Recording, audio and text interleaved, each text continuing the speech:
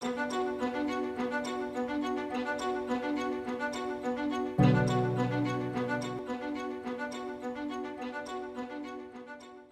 everybody. I'd like to welcome you to another session of the Practicum in Innovative Sustainability Leadership, which is a course in Columbia's Sustainability Management degree. Tonight, we will be streaming the first 50 minutes of the class or so on YouTube Live, and I'd like to welcome all of those of you who are watching the course that way. The purpose of this course is to teach students how to integrate sustainability in organizations and communities. To this point in the semester, we have heard answers to that question from top executives in various types of business and sustainability practitioners in government and civil society. A common theme to the learning that we have done so far is that the integration of sustainability is difficult and perhaps inadequate to make the changes that we need to sustain the environment and society. And so faced with that difficulty, we have also been asking other questions about sustainability practice and other questions of ourselves as current and future sustainability practitioners. One of those questions is, how do we deal with the resistance to change? And how can we cope if we work in sustainability positions within organizations that are harming society and the environment? And how do we persevere in this work, even if we think that it's inadequate to attain sustainability? For help with some of these difficult questions, tonight we turn to Dr. Renée Lertzman, who joins us from her home in Marin County, north of San Francisco. For 30 years, she has been building a practice that applies psychological insights to how sustainability, environment, and climate practitioners can be more effective at reaching people. She earned a master's in environmental rhetoric from the University of North Carolina at Chapel Hill and a PhD from Cardiff University in Wales in social science. Since 2011, Renée has been running a consultancy partnering with organizations such as WWF, NRDC, Skoll Global Threats Fund, the Alliance for Climate Education, the Endangered Species Coalition, and Google. She speaks and works internationally. Her work has been featured recently in Rolling Stone, CNN, NPR, and The New Yorker. She has been awarded grants from the K&R Foundation and the 11th Hour Project to launch a new initiative called Project InsideOut, which provides tools and resources to the sustainability sector. Please join me in virtually welcoming Renée Lertzman to the Practicum. Renée, take it away. Okay, thank you so much, George. It's really lovely being able to spend this time together. I'll just share a little bit of context that this opportunity came about through a conversation we had months ago when I reached out to George when I was doing some research for an op-ed that I was putting together and learned about some of the really important work that's happening at the Earth Institute and with Wendy Greenspun, the psychologist who had been running workshops. And somehow we got connected, George, and it was just a really incredibly, it was an impactful conversation for me. And so I felt really inspired to want to come and spend time with you and your class. So thank you. And let's see if I can see everyone. There we go. Cool. Okay. So we don't have a whole lot of time. And so I'm going to do sort of a tour through some perspectives that I hope are helpful and relevant for you all in the work that you're doing. And I have some slides I'm going to walk through, but I'm going to approach this as a conversation we would be having if we were all in the class, which we had planned. So I want to start off by just giving a little bit of context for where I'm coming from here. So George mentioned that, I have graduate training, and in 2011, I started a consultancy.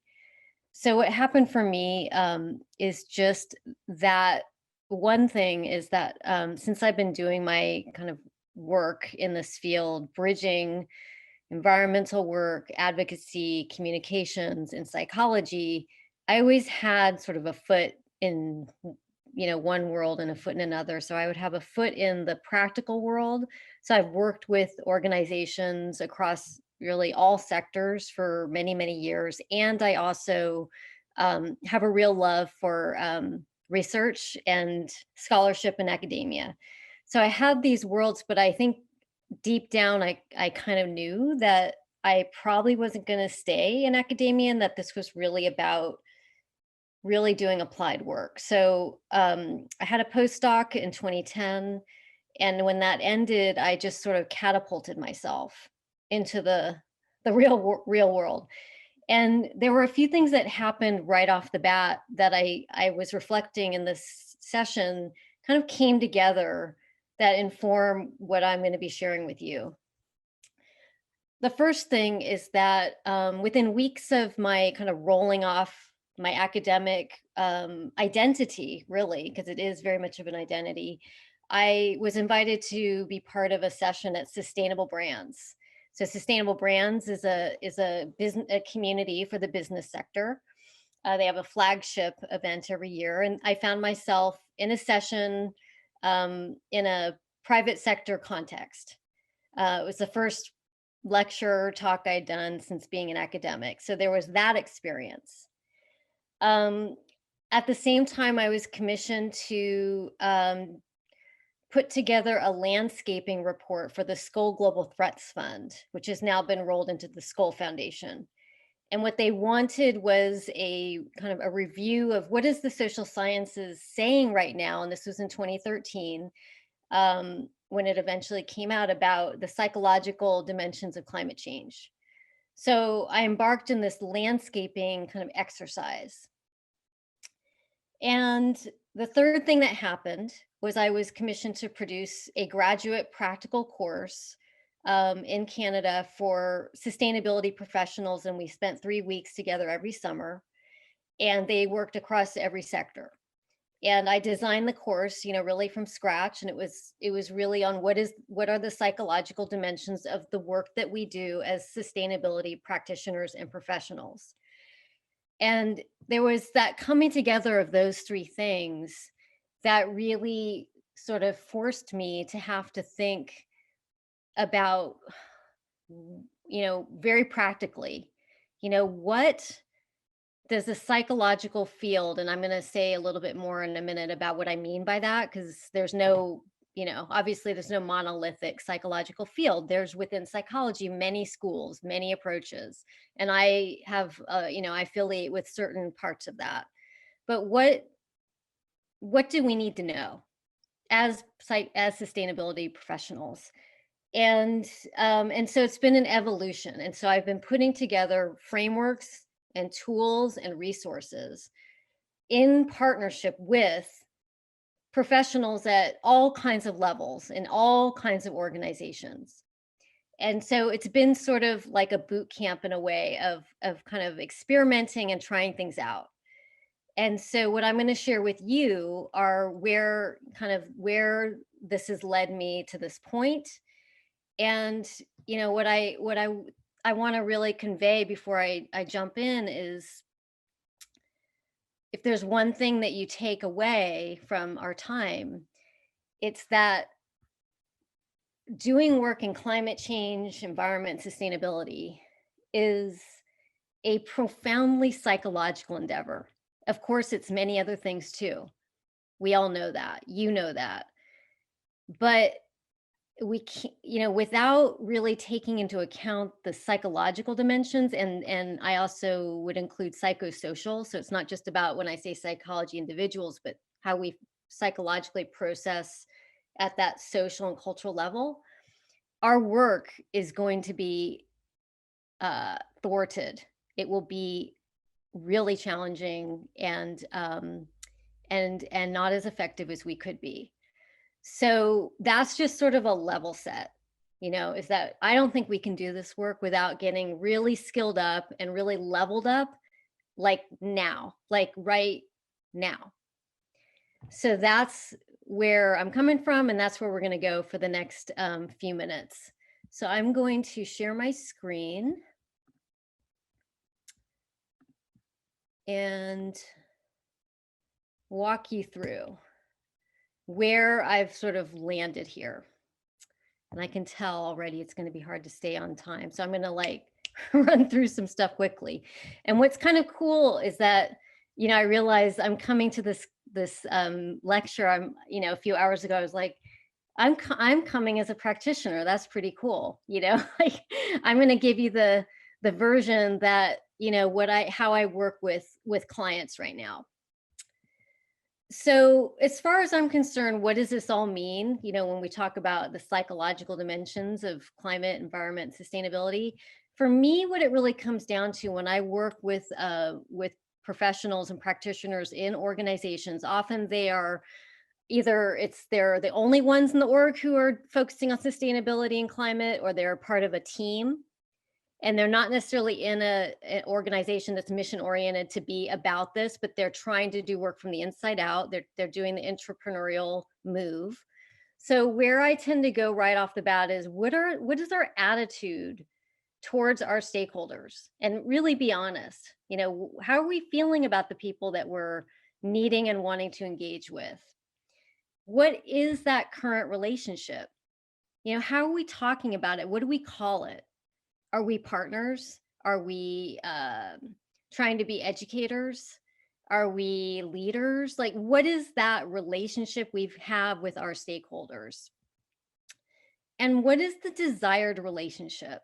So to me, this is sort of like where we want to start and really lean into, is about the quality and the nature of the relationship. And after that, everything comes after. All the content, all the subject matter expertise, it comes after. What is this relationship, and how do we build this and cultivate the right kinds of relationships? So, I'm just sharing here that at this moment in time, that this field, we'd planned this talk months ago. As it happens, we're in a moment where we're seeing just an incredible explosion of recognition of, basically the psychological dimensions, like climate anxiety, climate despair, depression. And now with COVID-19, these things are really coming together in a very, very unique moment in time. It's a confluence like no other, where we've seen this kind of global context. For those of us who've been doing this kind of work, for those of us who've been doing this kind of swimming in these waters, in a way, it's sort of like, okay, we've been already kind of almost preparing ourselves for a lot of what we're seeing right now. I mean, no one could have prepared ourselves fully, but I think you know what I mean when I say that we're witnessing this kind of like such an accelerated sense of anxiety and urgency and uncertainty and systemic breakdown. And we're also seeing cooperation, and we're seeing people kind of rise to the occasion. We're seeing all of that right unfolding before our eyes. And so the way, what I'd like to invite you to consider here is that where we can be putting our attention is really on how this is a pivot moment. And what I mean by pivot moment is it's a time to take our work and go really deep with it. It's a time to not mess around and to really be thinking about how are we working with people in the context of what we know about anxiety and what we know about what happens when people are feeling out of our comfort zone and all of that, and to see the work we're doing in that context. So I want to just signal that what I'm talking about isn't just me. You all may be familiar with other people doing this work, but there are psychologists who are really starting to engage with these areas. There's Caroline Hickman in the UK, Leslie Davenport in the States, therapist, Wendy Greenspun, some of you may know and have done workshops with Wendy, Lise Van Susteren in DC, who's really working in the psychiatric community, and Britt Ray, who has a book coming out called Generation Dread, and did a TED Talk on this topic, and is also a voice in the space. So I just want to clarify that there are many voices right now happening and are starting to come forward. So it's a very vibrant time to be doing this kind of work. There are resources for you to be tapping into. So I'm going to jump into kind of my very sophisticated psychographic infographic here, which is I'm going to talk for a few minutes about the mindset that most sustainability practitioners tend to be in, which is that there's the bad news and the solutions. So no critique here. I mean, it is a critique, but it's completely understandable. But this is the kind of mindset that a lot of us have been in. You know, and this is related to the kind of despair and the hope mindset. And so, you know, that's maybe point number 2 takeaway of this talk, is that we need to really do away with this kind of binary thinking of good news and bad news. We've got to get away from this despair and move to the hope. We have to keep people inspired, and we have to get away from what's hard. That actually, through a psychological lens, is not really coherent. Doesn't really make a lot of sense. It makes a certain kind of sense if you're a problem solver, which I think everyone in this class is. But it doesn't make a lot of sense if we take into account that these issues can really bring up a lot of uncomfortable feelings for people. And what does that mean for what we do? So I love this quote by Peter Senge. You know, people don't resist change, they resist being changed. So this quote to me is sort of a clue into why a lot of our efforts aren't as successful as they could be. So George mentioned resistance. So resistance is a very big topic in the psychological field because all of us resist change. You know, resistance is part of change. Sustainability is about change, right? So, you know, it invites this opportunity for us to think about, am I trying to get people to change? Do I use that kind of language of how do I motivate people? How do I make people care? Because chances are you've had those feelings. You might think that way. It makes sense to do that. I feel that way too a lot of the time, but it actually really undermines our work. So there's these modes that we tend to be in, right, as professionals, and I'm going to run through these very quickly. There's the educating mode, which is that I'm an educator. I know a lot, and I'm going to try to give you good information. And, you know, I'm talking to a very high level community right now. It's like, I'm really good at what I do. I'm a badass at this, right? So there's I know a lot, and I need to get that information to you, that content that you need. There's the writing, which is this is the right thing to do. If you care, you're going to do this. You need to get on board. It's very kind of writing. And it has a bit of a moralizing quality to it. There's a cheerleading mode, which is I have to make sure you feel inspired, you feel optimistic, that you see that this is a better future, that we can make it to the better future. And this has a quality of like keeping things really upbeat a lot. And, you know, where we're really wanting to go and what I'm inviting my clients to lean into is about guiding. So this is really the pivot moment I'm talking about. Just how do we show up as guides right now? And what is a guide? You know, a guide listens and listens and listens.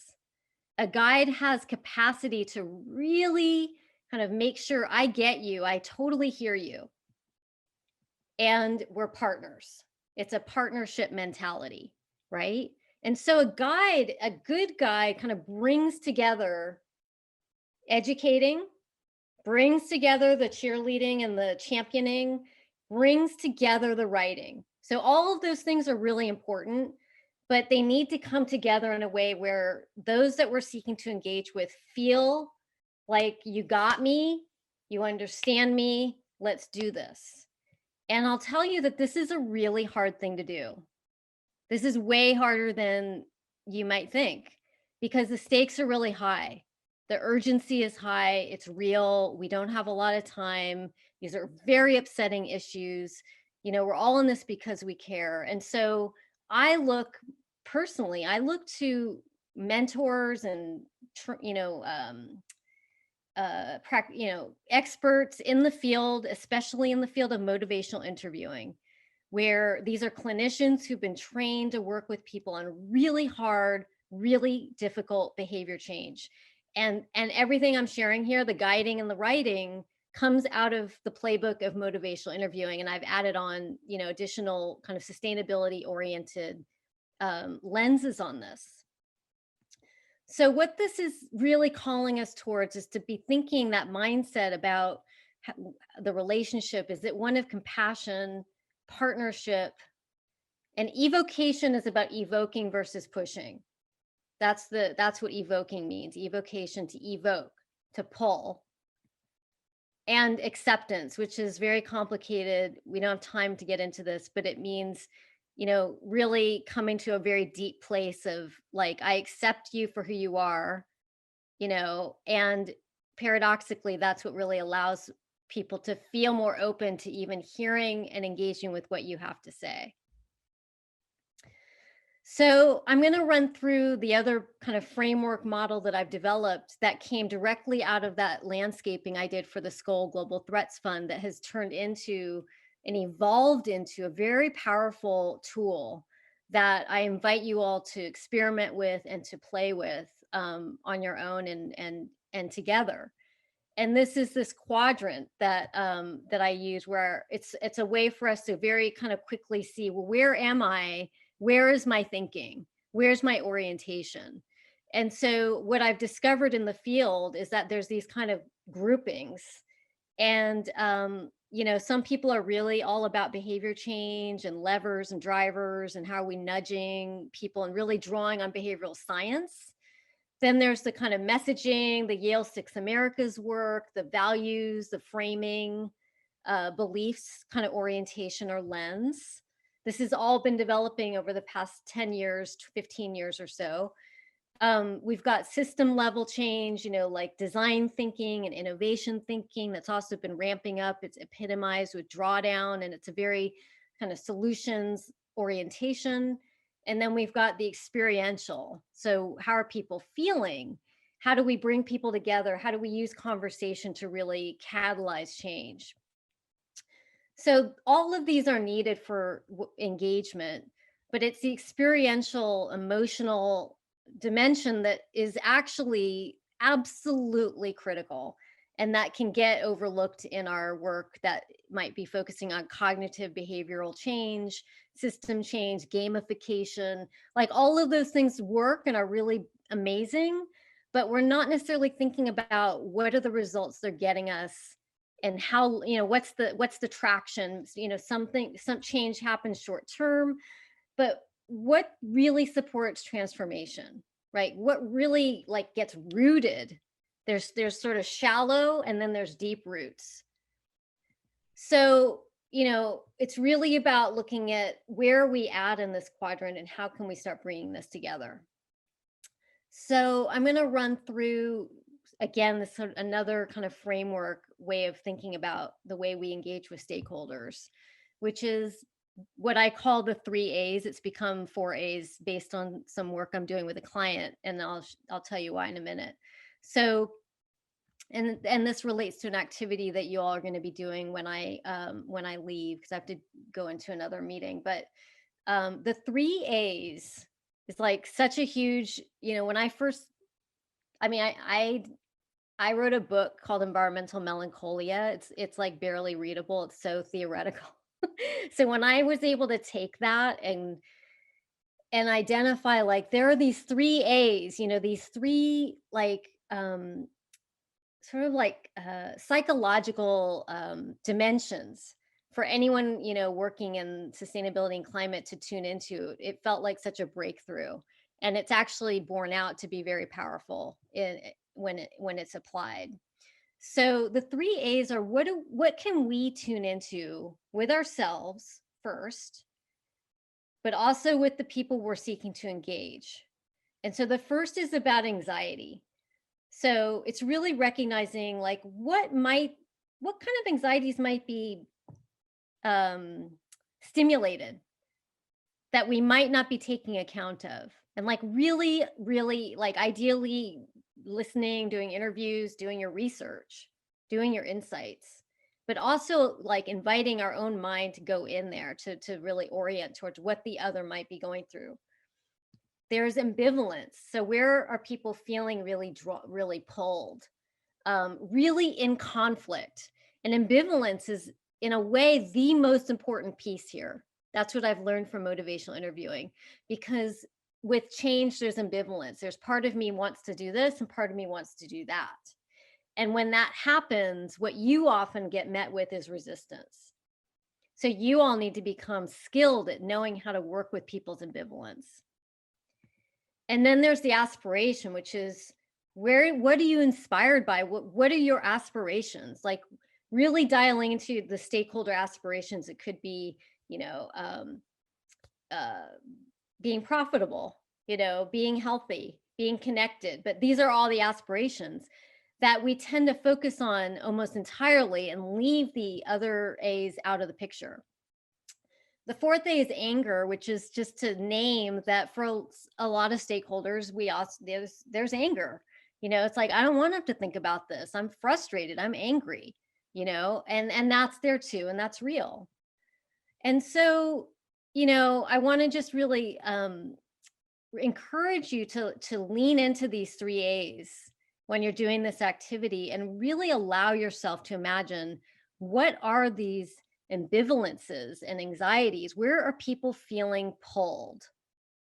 Because your ability to name that and to acknowledge that anxiety and the ambivalence is what's going to give you the traction that you're looking for. It's really that simple. It's hard and simple at the same time. So, so those are the 3 A's. And the other piece that I wanted to call out here is the ambivalent piece. So something that I do often that you might want to experiment with as well is to imagine, you're having these interactions with people you're seeking to engage with. And I'm encouraging you to think about it. When we talk about ambivalence, what is that? It shows up often like this. I want or need to be more in alignment to do the right thing, but I also want to please my stakeholders and hit our bottom line. And what I want to say is that doesn't mean people don't care. We tend to say, oh, well, people don't care.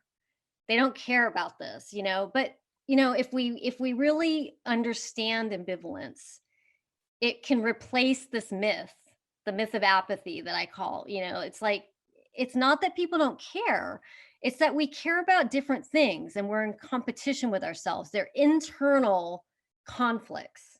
And this is why also focusing on values can be limited, because a lot of work in our field focuses on environmental values and do you care about this? But the reality is that we are very complicated. We live in a really complicated context right now, especially in the industrialized North. I love to fly. I'm missing my long haul flights at the moment. Like that's a real part of me. And I also care very deeply about the planet, and I feel a lot of love and I feel a lot of sadness when I look outside my window. Those are 2 real things. It doesn't mean because I love being on my long haul flight, going to a place, London, that I don't love what's outside. That these things can coexist. But if you're showing up as a professional, as a practitioner, as a guide, what you're doing is you're listening to those conflicts and you're listening to those dilemmas and you're saying, I totally get that. You want this and you want this. And, I'm here to work with you. I'm here to partner with you. Would you consider this? Would you be open to that? Do you want to learn more about this? So that's what it feels like and looks like to show up as a guide. So I think I'm running out of time, actually. So I was going to share a project that a client recently did, and I'm not going to talk about it. You can go online and look up Vattenfall, the Swedish energy company. They just launched this really cool campaign to go fossil fuel free within a generation.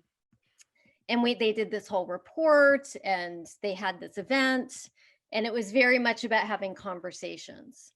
So I'm just going to leave you with my last 1 minute, which is there are these guiding principles that I've been putting together, and I'm going to flash them on the screen. Then I'll share the deck with you all, and you can look at it later. So if we were to take all this I'm talking about and distill it into like, what are those operating principles or guiding principles? This is what I'd like to invite you to reflect on. Being attuned, so really knowing and understanding your stakeholders very deeply, being real with people, really being honest and real, and not feeling like you have to always be a cheerleader and sugarcoat things, being relational, really thinking about what are the quality of those relationships, thinking long-term. So thinking about, beyond the campaign, beyond the activation, beyond the event, what's going to sustain traction for the long term. And the final one is about being supportive. And what I mean is being a gardener. So growing people, really leaning into capacity building and tool building, and, offering tools for people as opposed to you being just the subject matter expert. I'm going to tell you where the future is with this work is obviously, I think it's evident around us. It's really about enabling. It's about enablement. It's about activating what people are capable of doing. So I'm going to stop my share now. So we've got some time for some responses. Thank you, Renee.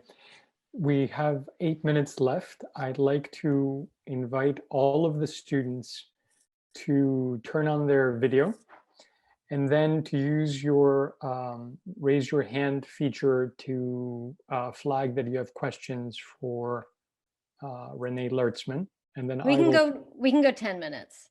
Okay, we'll have 10 minutes. So please use that function and I'll call on you for questions. Okay, we have a first question from Brad. Go ahead, Brad. Hi, Renee. Thank you very much. This was extremely helpful. So I had a question about this ambivalence, the idea of it. So the idea is identifying people's ambivalences and then attempting to reconcile them. Could you give a couple examples of sort of real-world examples of how that works?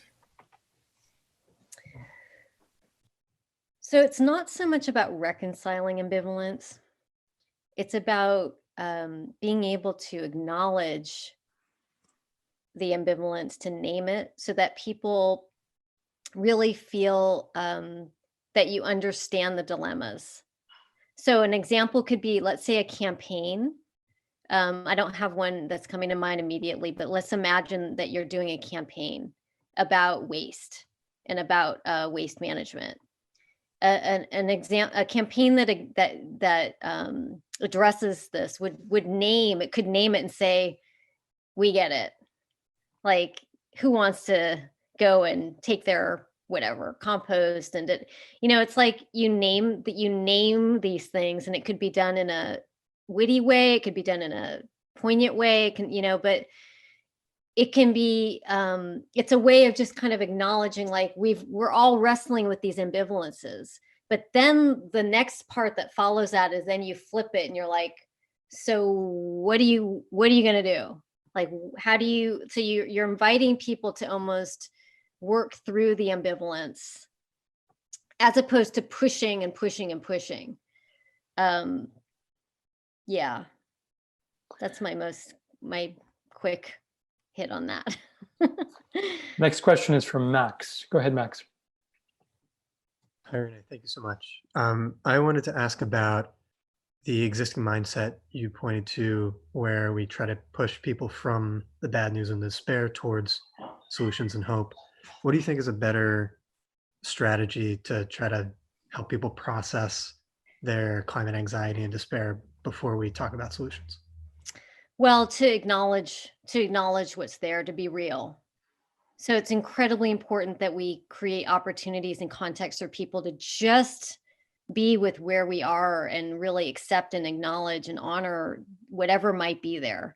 And I encourage clients a lot to think about their organizations as conveners and hubs and platforms for interaction in which people can actually come together, interact in all kinds of ways, where it's kind of amazing what happens, because when people can do that, it shifts. Like, we don't usually stay there. It doesn't become one big kind of hole or well of misery.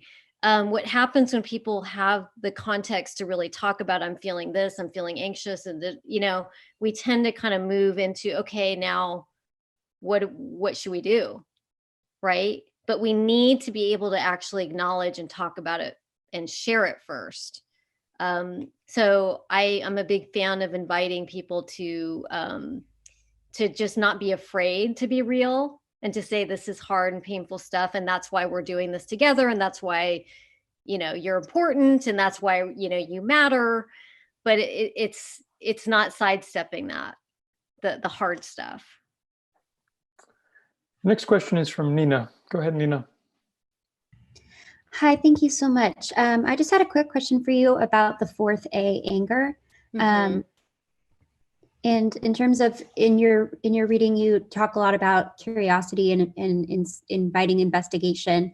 And that makes sense to me in terms of the ambivalences, the anxieties, and the aspirations, but I'm having a little trouble understanding how that connects with touching on the anger. And I was wondering if you could explain a little bit more about that.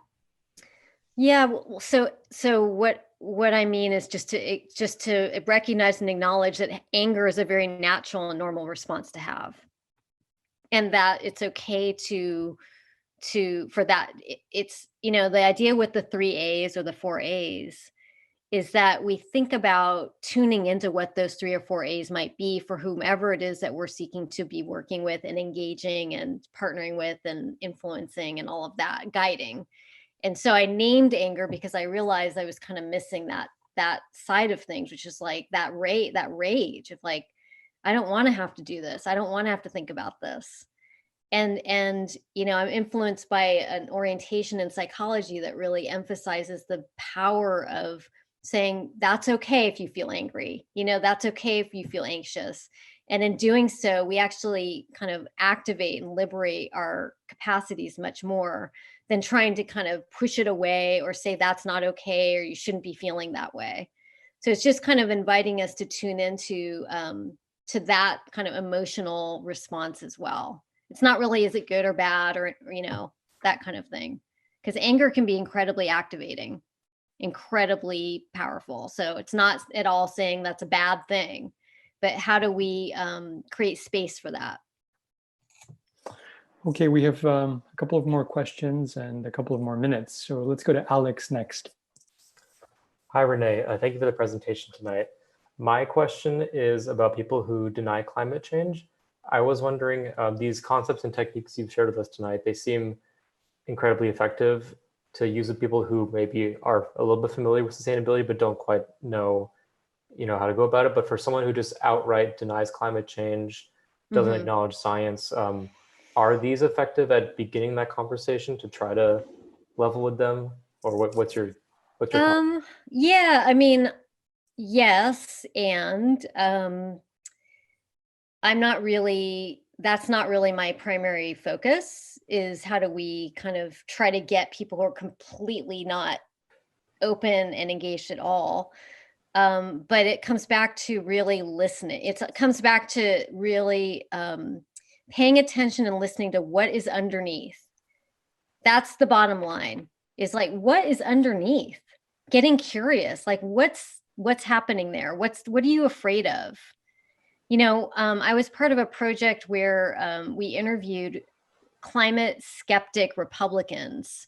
It was a few years ago, it was like 2015, I think.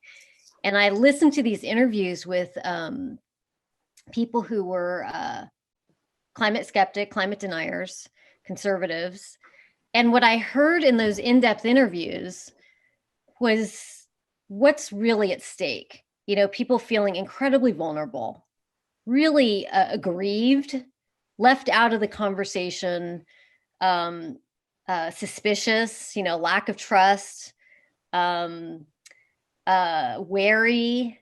But I was hearing like a sense of wounding, like, you know, a mistrust and a fearfulness. And that's where I think we want to lean into a bit more and try to understand, you know, and others have been writing about this. Arlie Hochschild's book, you know, Strangers in a Strange Land. And, you know, a number of people have been talking about the importance of really attending to the undercurrents of denial and really understanding denial as a highly sophisticated human coping strategy. It's dangerous and terrifying, but we have this capacity as humans. And psychologically speaking, you know, the question is, well, what's going on there? Like, what's being defended? If we think of it as a defense mechanism, what's happening there? When I interact with, in those interactions, I'm not trying to convince anyone of anything. I'm not trying to persuade. I'm trying to just like, okay, that's interesting, you know. But to be honest, not just that's interesting, but then I kind of try to move things into some sort of conversation. Are you open to hearing my perspective? Or are you open to a different perspective? But that's not generally the focus of my work, is with organizations who are engaging with people who are in that majority, who are concerned and they care, but yet are paralyzed and they're distracted and they're busy and all that stuff going on. Thank you. Renee, it's 6:52, 3:52 your time. We have one more question. Do you have the time? Yeah. Okay, John, go ahead. John Hodges. All right. Hey, Renee, thank you so much. Really appreciate it. So when you were talking about your quadrant for thinking, you know, the first one, behavioral change. I've heard there's a lot of conversation in a lot of companies that's the focus. We need to focus on behavior change. But the experiential, like I love to hear that. And you said that it's the most effective. Is that because in order to really change behaviors, we have to go through experiences? Like where did they overlap, correct? They totally overlap. And so they're all incredibly important. Totally. My point is that we want to think about the unique kind of impacts and that these different kind of approaches have. So without question, you can create profound behavior change, you know, through using behavioral science. I mean, it's a real thing, but I'm more interested in an integrated approach that also recognizes, you know, what transforms culture, because ultimately, you know, it's really through culture change. Like, we as humans are influenced by our cultural context and social context. So with organizations, I encourage them to think about what's the culture you want to be creating, right? Because that should be doing the heavy lift, not the heavy lift isn't necessarily trying to nudge or gamify. It's really that longer term, more deeply rooted kind of change. The other thing I would just say is my bias, you know, we all have biases. So my bias is towards working with people's emotional, affective, experiential relationship with these issues. Because in my experience in the research that I'm tuned into, that's what really kind of where the rubber meets the road. And that's, to me, also the area that has the most opportunity for incredible innovation right now. You know, and what I'd love to see is for all of us to be partnering with people who know a lot about these things. You know, I mean, you're in New York City. It's like you're in this hotbed of people who have incredible insight and expertise, but they're not tuned in or experienced with applying it quite in the ways that you are. So it's just a really cool opportunity to be partnering and collaborating in all kinds of interesting ways. Renée Lertzman, thank you very much for this incredible talk. It feels to me like we could go on for another hour. I know. I'm sorry to leave. We have a lot of questions, but we will continue to discuss the concepts that you gave us and go through the exercise Cool. that you shared with us. And so thank you very much. Thank you. I'm and- happy to come and talk again with you all. Yeah, another and hopefully time. we can do it in person. Yeah. Okay. All Goodbye to you. right. Thank you. Thank you. Bye.